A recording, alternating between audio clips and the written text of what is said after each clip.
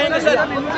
भाई criminal bill जो लाया जा रहा है वो इसलिए लाया जा रहा है कि जब संविधान बना होगा तब शायद संविधान बनाने वालों को, देश के निर्माताओं को इस बात का एहसास ही नहीं रहा होगा कि लोग, सत्ता में बैठे हुए लोग इतने करप्ट हो जाएंगे, इतने भ्रष्टाचारी हो जाएंगे, इतने बड़े क्रिमिनल होंगे कि उनको जेल जाना पड़ेगा, और उससे भी बढ़कर कि वो जेल जाने के बाद भी अपना पद नहीं छोड़ेंगे। तो मुझे लगता है कि जो बिल आ रहा है वो ठीक बिल है कि अगर आप पर कोई इल्ज़ाम है, आपको जेल में जाना पड़ रहा है, तो आप जेल से बैठकर सत्ता नहीं चला सकते हैं। तो ये कानून जहाँ तक मैं समझता हूँ ठीक है। देश में मुख्यमंत्री सुरक्षित नहीं है सर, आप बिना सुरक्षा के चलते हैं। देश में मुख्यमंत्री सुरक्षित नहीं है। मेरे भाई देखिए, ऐसा है, बहुत लोगों को लगता है कि बिहार में अगर आपको नेतागिरी करनी है तो आपको सुरक्षा लेकर चलना है। यहाँ पर कोई मुखिया भी बन जाता है तो 4 गो गार्ड लेकर चलता है। हम पिछले 3 बरस से बिहार में पैदल चले हैं, गाड़ी से चल रहे हैं, और इतनी बड़ी व्यवस्था है, लेकिन मैं कोई सुरक्षा लेकर नहीं चलता हूँ, क्योंकि मेरा विश्वास है कि अगर हम समाज के हित की बात कह रहे हैं, लोगों की जो परेशानी है उसकी बात कर रहे हैं, तो समाज मेरी सुरक्षा में खड़ा है। किसी तरह की सुरक्षा की कोई ज़रूरत नहीं है। सरकार ने, बिहार सरकार ने कहा है कि तेजस्वी यादव ने कहा है कि राजद लाठी के साथ लैपटॉप वाली पार्टी है। चलिए, कम से कम तेजस्वी यादव ने स्वीकार कर लिया कि ये गुंडों की पार्टी है। बताइए, सभ्य समाज में अगर कोई कह रहा है कि हमारा पार्टी लाठी वाला पार्टी है, तो उनको वो वही बात कह रहे हैं जो समाज राजद के बारे में कहता है। हम लोगों ने पहले कहा है कि राजद लाठी वाला, कट्टा वाला पार्टी है।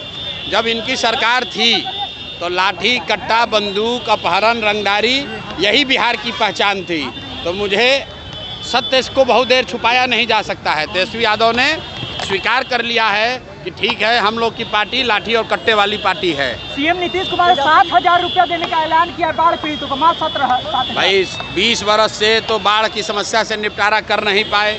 यहीं कोसी में 2008 में जो कटाव हुआ था, आज तक लोग विस्थापित हैं, उनको कुछ राहत नहीं मिली। पूरा सीमांचल में बाढ़ आया हुआ है, पूरा भागलपुर, मुंगेर के गांव कटे हुए हैं। ये हर बार बाढ़ जो है इन लोगों के लिए कमाने का संसाधन है।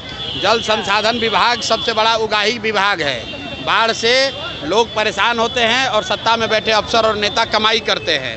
इसलिए बाढ़ पर ये लोग क्या कर रहे हैं, इससे जनता को कोई लेना देना नहीं है। जनता देख चुकी है, 30 बरस में बाढ़ की समस्या ना खत्म हुई, ना इस तरीके से आगे खत्म होगी। जी, आपका क्या प्लान होगा? बाढ़ पे आपका क्या प्लान होगा? बाढ़ पर हम लोगों ने कहा है कि जन सुराज की अगर व्यवस्था बनेगी तो ये जितने Kosi project, Gandak project, Bagmati project चल रहे हैं, इन सब प्रोजेक्ट को बंद करके बिहार में एक प्रोजेक्ट बनेगा जिसमें सारे नदियों का एक बार आकलन करके एक ग्रिड, वाटर ग्रिड बनाया जाएगा, ताकि उत्तर के जिलों में जहां पानी और बाढ़ की समस्या है, यहां से पानी को नीचे ले जाया जा सके, और मध्य के जिले, सेंट्रल बिहार में जहां जल जमाव की समस्या है, उनसे इसको जोड़ा जाए, और फिर नीचे साउथ बिहार में जहां सूखे की समस्या है। जब तक पूरा बिहार में एक ग्रिड नहीं बनेगा, वाटर ग्रिड, तब तक बाढ़ की समस्या खत्म नहीं हो सकती है।